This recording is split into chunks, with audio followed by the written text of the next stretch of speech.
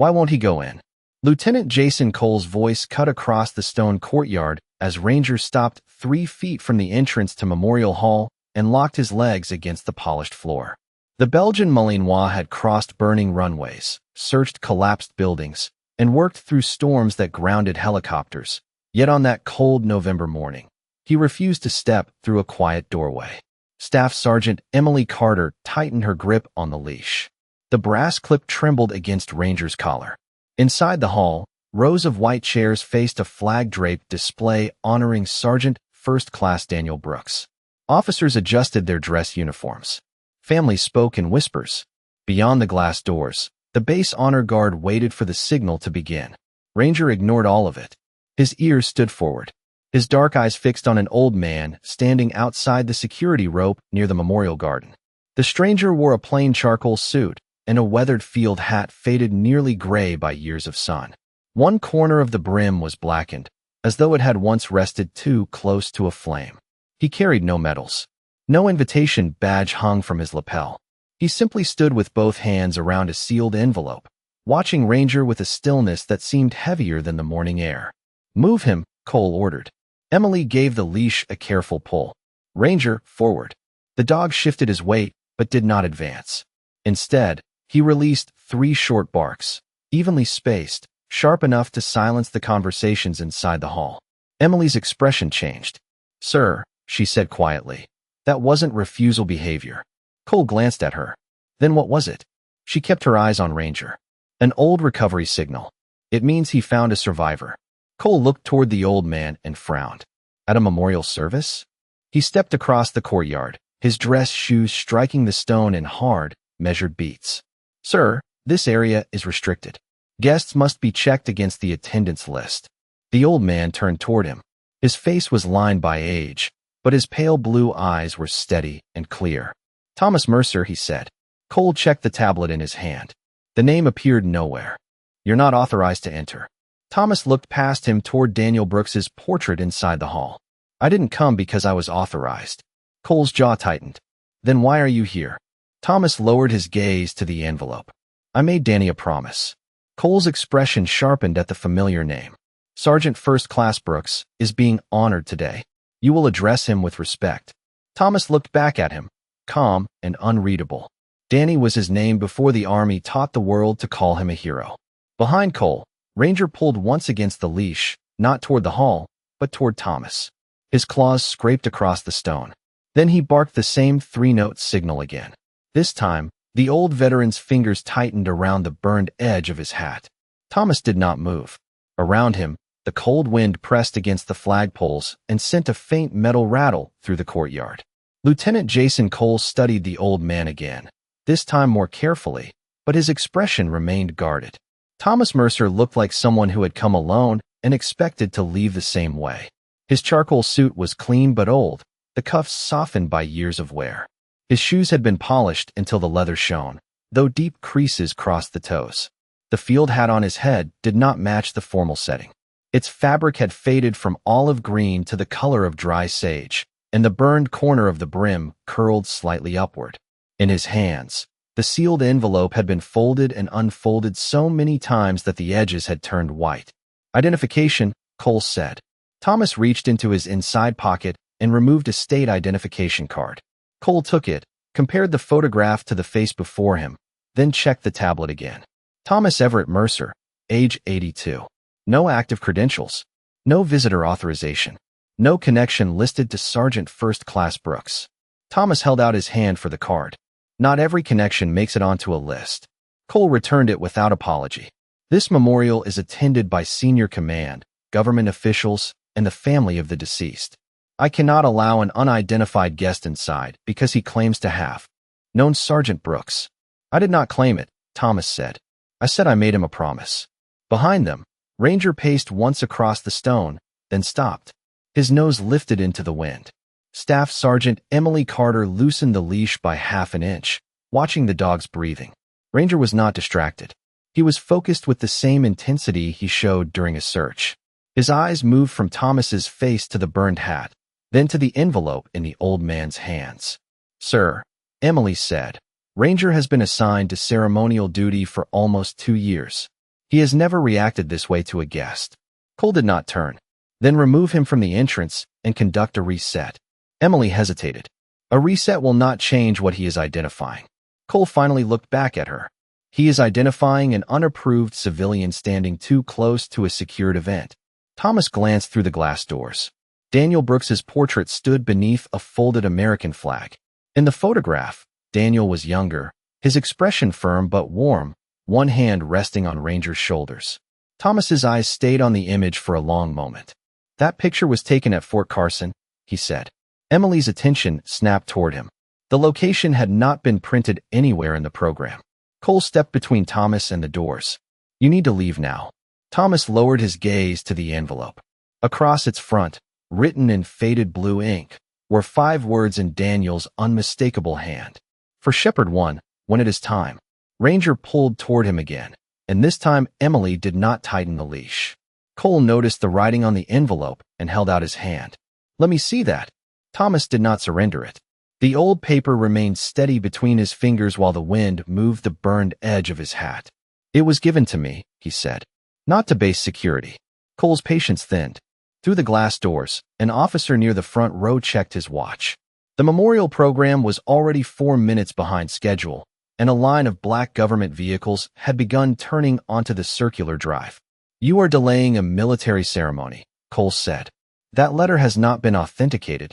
Your name is not on the guest list, and your presence is interfering with a working military dog. This conversation is over. Thomas looked toward Ranger. The dog had lowered his head, but his eyes remained fixed on the old veteran. Every muscle beneath his dark coat seemed to be waiting for something. He is not confused, Thomas said. He knows there is something wrong inside that hall. Cole followed his gaze toward the entrance.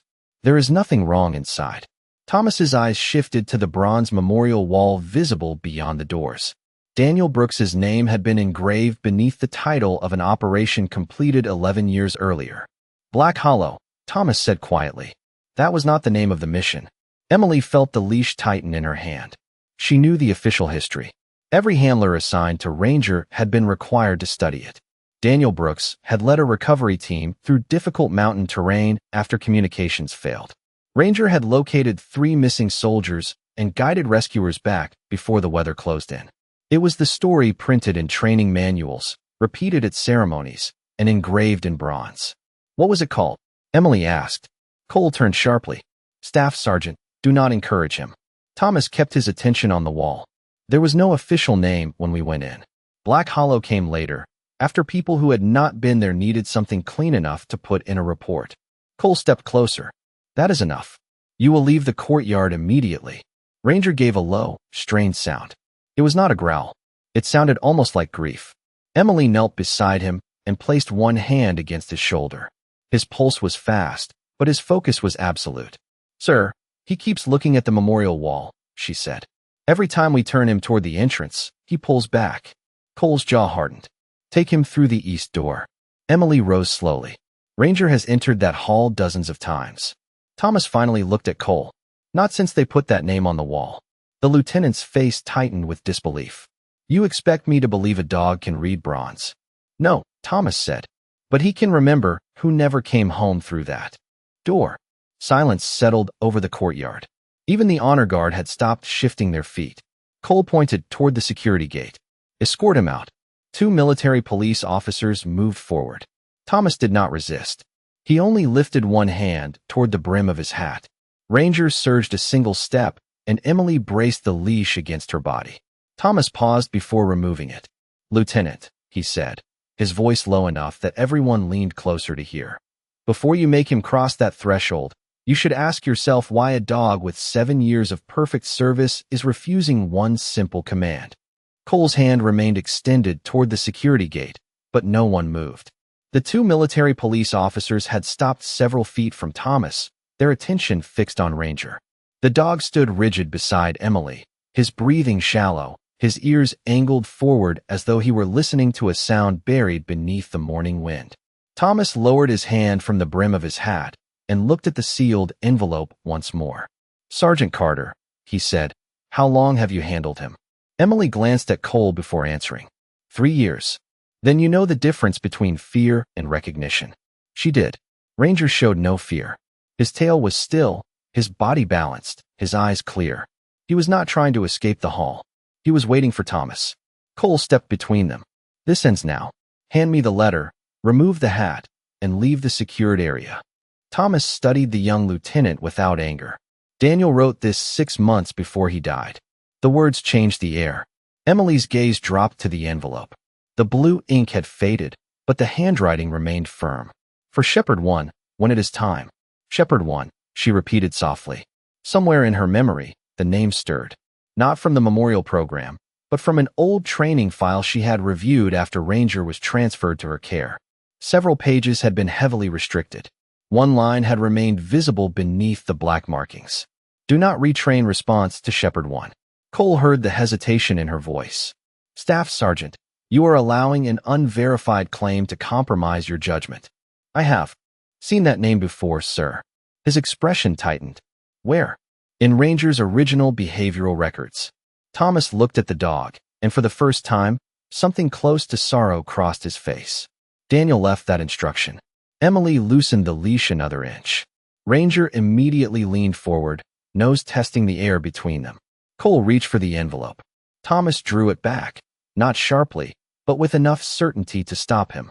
This belongs inside the hall, Thomas said. Not in an evidence bag. You do not decide what enters a military memorial. Cole's eyes moved to the old field hat. And that does not enter at all. Headgear is removed indoors. If you truly served, you should know that.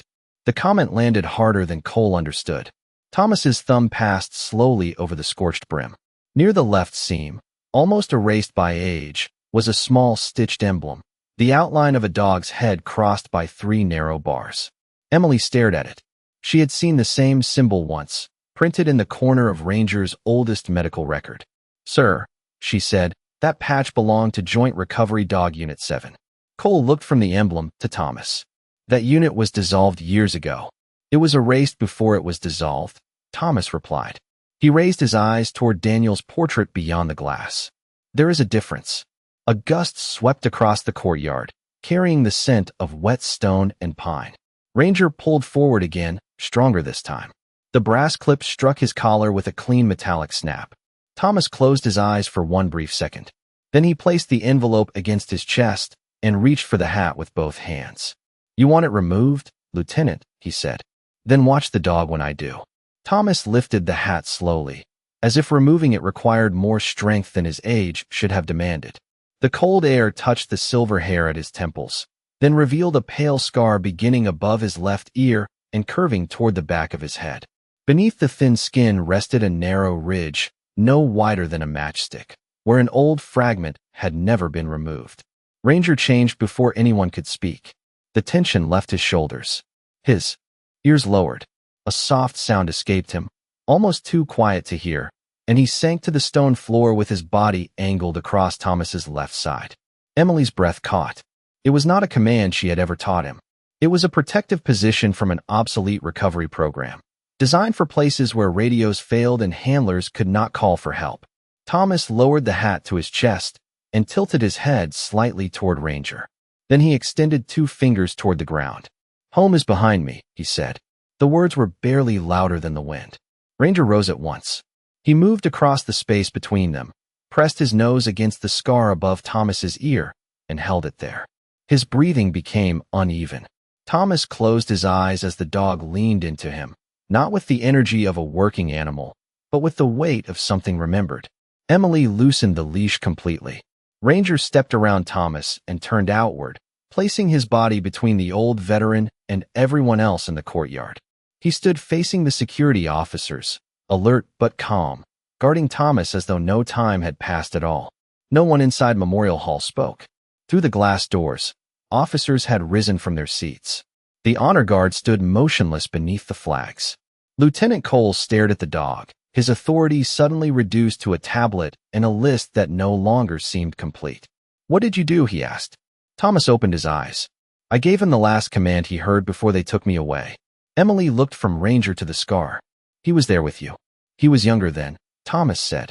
So was I. Ranger glanced back at him, waiting. Thomas rested one weathered hand against the dog's neck. Beneath his fingers, He found a small patch of rough fur near the collar line and paused as if recognizing an old landmark. Daniel said they trained that response out of him. He murmured. Emily shook her head. The record specifically ordered us not to. For the first time, Thomas looked surprised. It passed quickly, replaced by the quiet ache that had followed him into the courtyard. Cole's eyes fell to the envelope still held against the old man's chest. Shepherd. 1, he said, no longer mocking the name. That was you. Thomas looked through the doors toward Daniel Brooks's portrait. It was what they called me when names were dangerous. Ranger remained in front of him, guarding the space. Thomas lowered the burned hat until the old emblem rested beside the dog's collar. Ranger touched it once with his nose. Then he turned toward Memorial Hall, but still refused to cross the doorway. For a moment, Thomas stood with one hand resting against Ranger's neck while the entire courtyard waited for an explanation. The old dog's body remained between him and the entrance, steady as a locked gate. Thomas looked at the bronze wall beyond the glass, and the cold morning dissolved into another place, another season, another silence. 11 years earlier, the mountains of Afghanistan had been gray beneath a low ceiling of cloud. Thomas Mercer had been 71 then, officially retired but serving as a civilian advisor to Joint Recovery Dog Unit 7. Younger handlers trusted equipment. Thomas trusted patterns. He taught dogs to read what machines missed. A glove pressed into frozen soil, the change in a soldier's breathing, the faint scent of cloth carried through a ravine. Ranger had been barely 2 years old, fast, intelligent, and stubborn enough to challenge every handler except Thomas. Daniel Brooks called the pair Shepherd 1 and Shadow. The mission had begun as a search for a missing communications team. It became something else when weather sealed the narrow pass and every radio signal disappeared beneath the mountains. Daniel led 6 soldiers into the valley. Thomas followed with Ranger because he knew the dog would not work for anyone else in those conditions. They found the first men before dark. They found the others after midnight, sheltered beneath a broken supply canopy and too exhausted to move. There was no dramatic rescue, no cheering, only cold hands, failing batteries, and the slow work of guiding frightened people through unfamiliar ground. Thomas placed Ranger at the rear of the group, where the dog could alert them if anyone fell behind. Daniel stayed near the front, counting every person every few minutes. The route home narrowed beside a steep slope. Loose stones shifted under their boots, forcing the group to stop. During the confusion, Thomas slipped and struck the side of his head against a metal support buried beneath the snow. The injury left him dazed, unable to stand without help. Daniel tried to remain with him, but Thomas ordered him to lead the others toward the extraction point. Take them home, Thomas had said. Ranger stays. Daniel refused until Thomas used the command voice he had once carried across training fields. Only then did Daniel move. Ranger lay across Thomas's left side, shielding him from the wind and sounding 3 short barks at regular intervals. Hours later, the recovery team followed those signals back through the valley. The fragment beneath Thomas's scar came from that night. So did the burned edge of the hat, singed beside a small emergency heater while Daniel kept him awake. The official report later named Daniel as the sole leader of the recovery. Thomas's role disappeared behind sealed files and restricted programs. Ranger's contribution became a single line about canine assistance. Daniel objected, but Thomas told him to accept the medal because the soldiers needed one name they could thank. Years later, Daniel wrote the letter. He promised the truth would be told when secrecy no longer mattered. Back in the courtyard, Thomas opened his eyes. Daniel did not save them alone, he said. Ranger looked toward the bronze wall again. And neither did I. Emily Carter looked down at Ranger, then at the faded emblem on Thomas's hat. The connection was no longer a suspicion. It was a line running through old records, buried commands, and the dog standing guard in the cold. Lieutenant, she said, I need authorization to contact the Military Working Dog Records Center. Cole stared through the glass doors, where senior officers had begun gathering near the front of the hall. The ceremony was now 9 minutes late. We do not have time for an archival search. Then I will make time. Emily removed her phone from the inner pocket of her dress coat. It was the first time that morning her voice carried more authority than. Request. Cole turned toward her. Staff Sergeant Carter, that is a direct communications bypass. Yes, sir. She stepped several yards away, keeping Ranger's leash loose in her left hand, and called the secure number listed in his transfer file. A records specialist answered after 2 rings. Emily gave Ranger's service number, then asked for every reference to Shepherd 1 and Joint Recovery Dog Unit 7. The line went quiet. Keys clicked in the distance. Staff Sergeant, the specialist finally said, those files are restricted. I have a military working dog refusing ceremonial entry and responding to a civilian with a retired recovery command. Another pause followed. Describe the civilian. Emily looked at Thomas. White male, approximately 80 years old. Pale blue eyes. Scar above the left ear. Carrying a faded field hat with a dog's head and 3 bars. The specialist inhaled sharply. Does the hat have a burn mark on the right side of the brim? Emily's grip tightened around the phone. Yes. Do not remove that man from the property. The call transferred before she could answer. A captain at base command came on the line, followed by a colonel from the Pentagon liaison office. Each asked the same questions. Each became quieter after hearing the answers. Thomas remained beside Ranger, saying nothing. Cole's tablet chimed. A red banner appeared across the screen, replacing the guest list. Identity review in progress. Do not detain. Do not separate from military working dog. Cole read it twice. The color drained from his face. Emily's call transferred again. This time, the voice belonged to an older man, controlled and unmistakably senior. This is Major General Robert Callahan. Put me on speaker. Emily obeyed. The courtyard fell silent. Mr. Mercer, the general said, are you carrying Daniel Brooks's letter? Thomas looked at the envelope. I am. And the burned hat. Yes. A long breath passed through the speaker. I have been looking for you for 6 years. Thomas's expression did not change, but Ranger leaned closer against his leg. General Callahan continued. Lieutenant Cole, secure the hall. No one enters, no one leaves, and the ceremony does not begin. Cole straightened instinctively. Yes, General. Staff Sergeant Carter, remain with Ranger and Mr. Mercer. I am 3 minutes away. The call ended. Beyond the courtyard, engines approached along the circular drive. The honor guard turned toward the sound. Thomas lowered his eyes to the envelope as if the arrival meant less to him than the words still sealed inside. Ranger faced the doorway again. For the first time that morning, he took 1 step toward it, then stopped and waited for Thomas.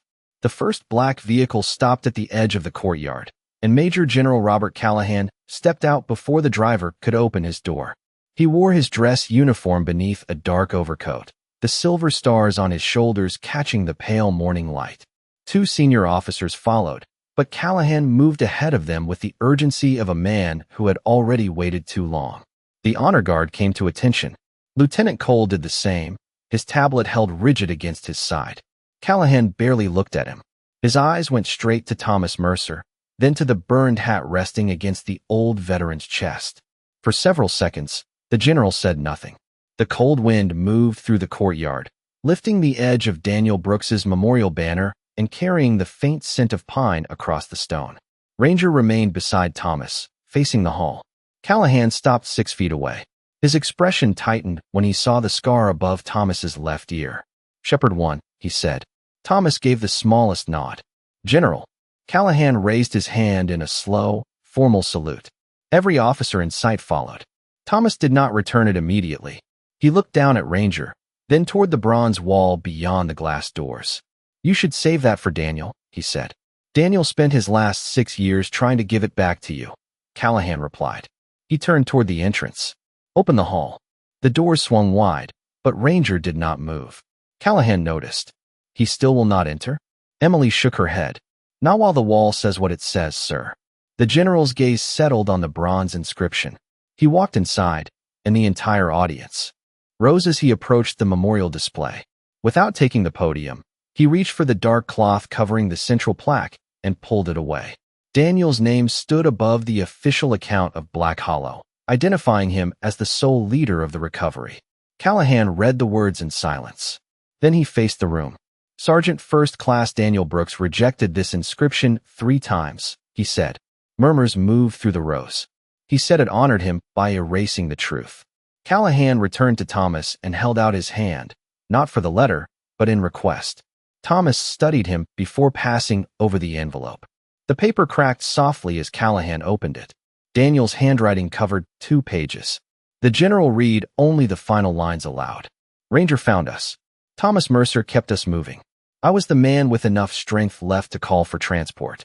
Do not build a memory around my name and leave theirs outside the door. The hall became completely still. Callahan lowered the letter. Daniel did not ask for a larger monument, he said. He asked for an honest one. He looked toward a maintenance officer near the wall. Remove that plaque. Lieutenant Cole stared as the officer stepped forward. The authority he had defended all morning now seemed small beside the truth it had overlooked. Callahan returned the letter to Thomas. This ceremony will not continue until the record includes every member of that recovery team. Thomas placed the pages back inside the envelope. Including the dog, he said. Callahan looked at Ranger. Especially the dog. A temporary brass strip was brought from the installation workshop and fixed beneath Daniel's name. The words were simple. For those who brought them home, but could not speak their names. Ranger watched the final screw turn into place. Then he rose, looked once at Thomas, and stepped across the threshold. The moment Ranger crossed the threshold, the entire hall seemed to breathe again. Thomas followed one step behind, holding the burned hat against his chest and the sealed letter beneath it. No one announced his name. No one needed to. The officers lining the aisle straightened as he passed, their polished shoes aligned beneath the flags, their eyes lowered with a respect that had not been present 10 minutes earlier. Emily walked beside Ranger with the leash hanging loose in her hand. The dog no longer resisted. He moved with calm purpose toward Daniel Brooks's portrait, his paws making soft, measured sounds against the stone floor. Major General Callahan stepped aside and allowed them to lead. Lieutenant Cole remained near the doorway, motionless, watching the old veteran enter the place he had nearly been forced to leave.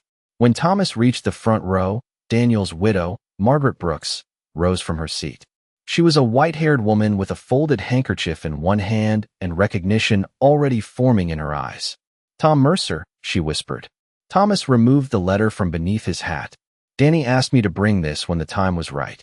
Margaret looked at the handwriting on the envelope and pressed her fingers to her lips. "He talked about you," she said. "He said you were the man who taught him that bringing people home mattered more than being remembered for it." Thomas lowered his eyes. "That sounds like Daniel." Ranger reached the memorial display and stopped beside a pair of old leather gloves placed beneath the photograph. He sniffed them once, then sat. His ears lowered. Thomas knelt slowly beside him, his joints stiff from the cold, and placed the burned hat on the floor. Ranger touched the brim with his nose before resting his head across Thomas's knee. Major General Callahan moved to the podium, but he did not begin the prepared speech. Instead, he closed the folder in front of him. "Today was meant to honor one soldier," he said. "Sergeant First Class Daniel Brooks would have corrected us. He believed honor becomes smaller when we force it to fit one name." He looked toward Thomas and Ranger. "The truth is that service is carried by teams, by promises, and sometimes by those who cannot speak for themselves." Lieutenant Cole stepped forward from the rear of the hall. His face was pale, but his voice remained steady. "Mr. Mercer, I owe you an apology." Thomas looked back at him. Cole continued, "I saw a security problem before I saw a man. I trusted a list more than what was happening in front of me." Thomas studied him for a long moment. "You were protecting the door," he said. "Next time, remember to ask what the door is protecting people from, and what it may be keeping outside." Cole nodded, accepting the lesson without defense. Callahan then gave the signal. The honor guard raised their hands in salute, followed by every uniformed service member in the hall. Thomas did not stand. He remained beside Ranger, one weathered hand resting gently on the dog's head. The silence that followed was not empty. It carried Daniel's promise, Ranger's memory, and the names history had nearly forgotten. Then Thomas leaned close and spoke the final command in a voice meant only for the old dog. "Take us home." Ranger rose.